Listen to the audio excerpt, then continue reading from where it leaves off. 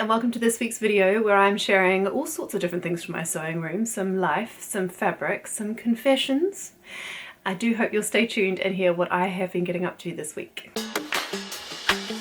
Hi and welcome, my name is Amelia and this is my channel Sew Amelia, where I talk all about sewing and making a handmade wardrobe for me and my children. This week I've got lots to share with you. Not very many makes, I have to confess, and I'll tell you why shortly, but lots of fabric and lots of really exciting ideas and things that I've been working on slowly in my sewing room this week. So I'll start with some life. We got hit this week really hard by a norovirus type of bug, which was delightful. One of my children caught it first and passed it on to me, and then another one of my children went down with it. So we've had quite the week in our household, but I have taken quite a lot of solace in some hand embroidery and some slow sewing, which has been really nice, doing that from bed when I felt well enough and when I wasn't taking care of my sick children. But it has been quite the week in our household this week. So yes, there's been that, and then one of my children has also been very busy at the theatre, so I've been doing quite a lot of hand sewing as we travel back and forwards from the theatre. That's been really good to have just something in my bag to pull out and work on when I'm waiting for them to finish. But I'm really inspired to get sewing soon. I've got so many things on my list that I want to get making, especially as the weather starts to warm up. I mean, it's cold today, don't get me wrong, we've not got warm weather yet, but I think it's on its way. The sun is shining today. It's beautiful blue sky out there, so I'm feeling inspired to get started on some spring and summer sewing, and you'll see that in the fabrics that I'm going to share shortly. Okay, so the first thing I did buy, probably I think this was before we got hit by the bug, was this beautiful white, it's sort of a creamy white fabric from Aspen Fabrics, and I bought that in person at the shop. I've been really enjoying, actually, we've been going in and out of central London, and it's been really nice to explore some of the fabric shops in person in there for finding haberdashery and wool and fabrics. I've actually really been enjoying it. So I bought this from Aspen Fabrics. It's dead stock, and we think it's a viscose jersey, although it's a little heavier than some other viscose jerseys that I have tried, so there's probably quite a bit of cotton content in there as well. And yes, I made another Harriet top just because I loved my first one so much, and I wanted to try it in one of the fabrics that was recommended by the pattern company. This is by Swim Style Patterns. It's their new Harriet top. It has a ruched panel at the front and then a ruched sort of bandeau top bit here and ruched sleeves, but you can also make it with a plain top and the plain bandeau part and plain sleeves. Now I mixed them up. I ruched the bandeau piece and I ruched these front pieces here, and then I made the sleeves just plain. I didn't ruche those, so a bit of a combination of pattern features there, but I love it. I absolutely love it, and the fabric is so soft and lovely to wear, and I'm looking forward to wearing that one out one evening next week. Lots of fun to wear that one. It's going to be a bit of a special top, I think, just with those exposed shoulders. It feels like a special occasion one. So I'm looking forward to wearing that one next week. Now, while I've been in town, I have had to go to the mothership, that is the Liberty London store, and I mean, I was just looking, wasn't I? But I couldn't leave without buying something because, I mean, this was too good to leave in the store, and it's this fabric here. Now, it's from their new collection. I forget what it's called. It might be on the selvage, actually. It says the 150th anniversary collection. There you go. And hopefully you can see the beautiful, bright, bold colours in that one. Some lovely pops of neon for the summer. I just think that is absolutely glorious, and I'll share what I'm going to do with that later on in the video, so stay tuned for that one. But I was so excited when I saw that and I could not resist it. So that one may have fallen in my basket and come home with me from the Liberty shop. Oops. Now, the other thing that I signed up for a wee while ago was the Fabric Godmother Dream Wardrobe Box subscription, and I wanted to give it a try. I've had a few other fabric boxes in the past, and I do struggle when I don't get to choose the fabric. I do find it that I don't always love what's in the box, and then I'm not sure what to do with it, and then I get stressed out because it sits in my stash. So I thought I'd give it another go though, and I thought I would try the Fabric Godmother Dream Wardrobe subscription box because I do love the fact that you get patterns in there as well. And this month's was a real treat. I'm not going to go through the whole box because I'm sure you've seen it here on YouTube. Oh dear, it was a huge box. very heavy. We did get the new Aspen dress from Fabric Godmother, which I'm really excited about. The dress I'm wearing today I did share in last week's video, so do go and check that out if you haven't already. This was my attempt to hack the somewhat viral dress by Align that I'd seen everywhere and wanted to recreate, and I absolutely love wearing this one. So I'm intrigued to give the Aspen dress a go because it is a pattern that's very similar to the dress that I created, and I did create it in this Fabric Godmother Ace Leopard denim, and we were given another denim in the box. Now I'm excited to work with this one because working with this was a dream. It sewed up so beautifully. I sometimes get scared working with denim, but this one was great.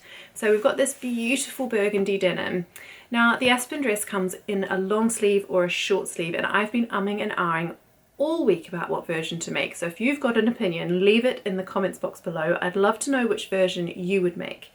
I did make this version in the short sleeve, and then the first version I made in the long sleeve. Now I wear both, but I wear this one all year round because I can just layer it up like I am today with a wee cardigan over the top, and then I can wear it in the summer as well, and I can take the cardigan off. I also find that I get quite warm in denim, and I do quite often when I'm inside in the warm take the cardigan off, and the short sleeves are fine even in winter inside with the heating on. So I'm kind of, I think, veering towards the short sleeve version of the Aspen dress, but I haven't quite made up my mind.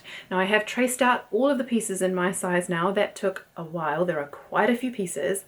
And I'm also umming and ahhing between the pockets. Now I made in this version just very simple patch pockets on the front, and I really like those, so I'm tempted to just go for the plain square patch pockets on the front.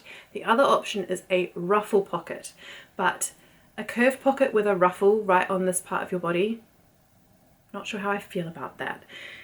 So I think I'm going to go for the plain patch pocket on the front here, and I think I'm going for the short sleeves. But if you have opinions, drop them in the comments box below and let me know which version you would make. But I have washed this. This is next on my list. Confession number 2. Have I sewn up my Maya Sotis dress yet? No.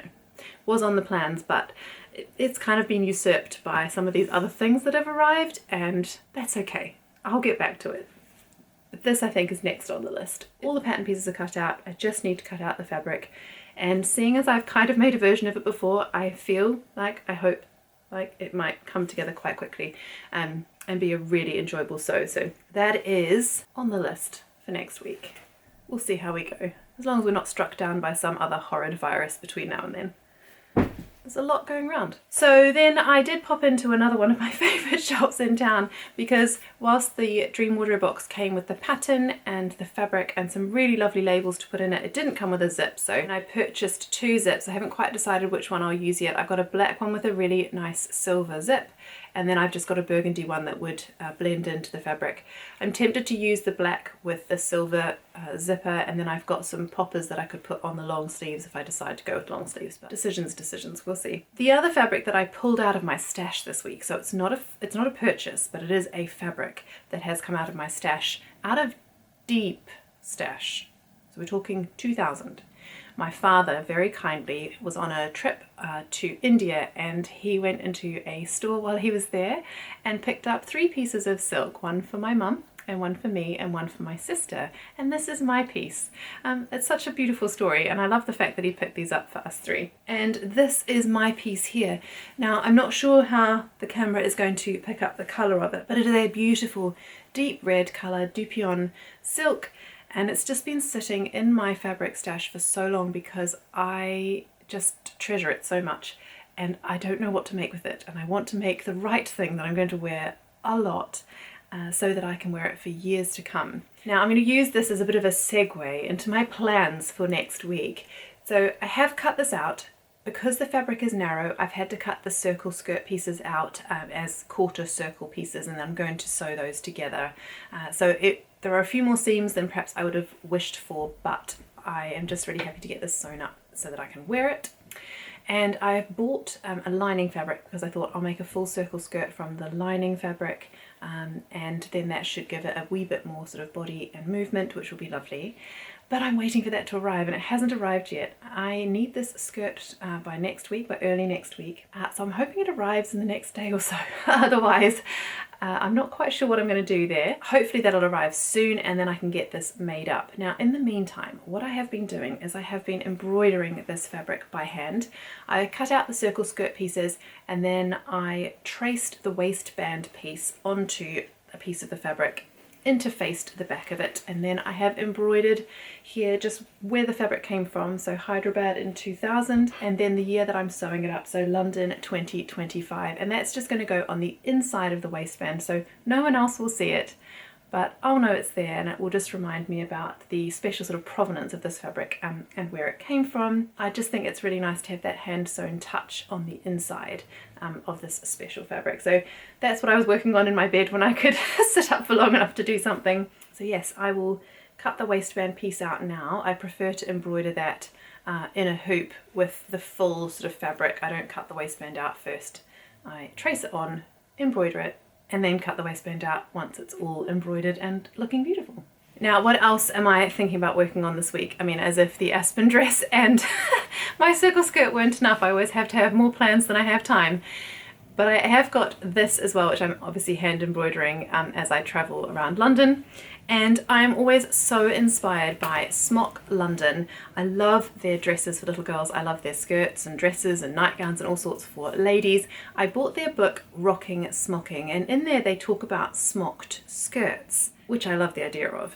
So what I thought I would do with this fabric is attempt my own smocked skirt. Now that's a lot of smocking. I cut 2 widths of the fabric and I've sewn them together with the tiniest French seam you've ever seen in your life, so that I could run this through the pleater. Now Liberty fabric is very light, so when you smock it, I think it was Gail Doan recommended that you put a very lightweight interfacing on the back of it just to give it a wee bit more bulk and hold. So that's what I did with that, and running that through the pleater was an adventure, I'll tell you that much. I didn't love it. I did break one needle, especially over that tiny French seam in the middle there, but I did get it through. And I think the pleats look really even, so I'm very pleased with that. And you can see here I've just started my first row of smocking. That's taken me ages. It's also just so difficult to hold it because it's so wide, but I'm very excited. I am going to smock that in 2 colours. Wait for it. I've got this navy blue here that you can see, which I think is going to be really nice as sort of a high contrast against those really bright colours. And I have this shocking neon pink because I just couldn't not. So you can see those 2 colours there, hopefully just that dark navy blue. And then I'm going to do most of the smocking in the navy blue and then just some pops of colour in that neon pink. I think that's going to be so much fun. And I think it will look really lovely and bright in the summer. That'll be sort of a drop-waisted skirt, I suppose, in a way. And I think I'm going to finish it with just a simple waistband on the top to try and hold those pleats in place across my waist. We'll see. I have yet to think exactly about the construction, or whether I need to sew with my sewing machine some sort of holding rows so that the pleats stay in place. I don't particularly want to back smock the whole thing because that will take me an age, but we'll see. If you've got any tips or tricks on how to do that, if you've done that before, smocked a skirt, let me know in the comments below. But that is my current hand sewing project, which is on the go just now. And then while I had the pleater out, I talked about this dress in a video a couple of Fridays ago, I think. And it is this Mary D dress for my daughter, which has a smocked front. It's a sleeveless dress and it has a little fold or wrap around at the back, which is just so sweet. And I bought this fabric in a D-stash from Maria Makes. It's this beautiful, I think it's called Paysan. It's another Liberty print. I've looked at it for so long, and when I saw it on the D-stash, I couldn't resist. So this is for her summer dress, and I just pleated that up on the pleater while I had it out, because I just thought I had it out. It was a good time to just get something else through the pleater so that when I finish that project, I have another one. Because how many projects does a girl need? Lots. So that's it from me for this week from my sewing room. I hope you've really enjoyed hearing about all the fabric that's been coming in and my plans for the weeks to come. And I hope you've enjoyed seeing the make that I did make. Hopefully there'll be a few more to share with you next week. I'm looking forward to getting started on the Aspen dress, and I'll let you know how I get on with that hopefully in next week's video. And I might even have the finished circle skirt if the lining arrives in time for that to make.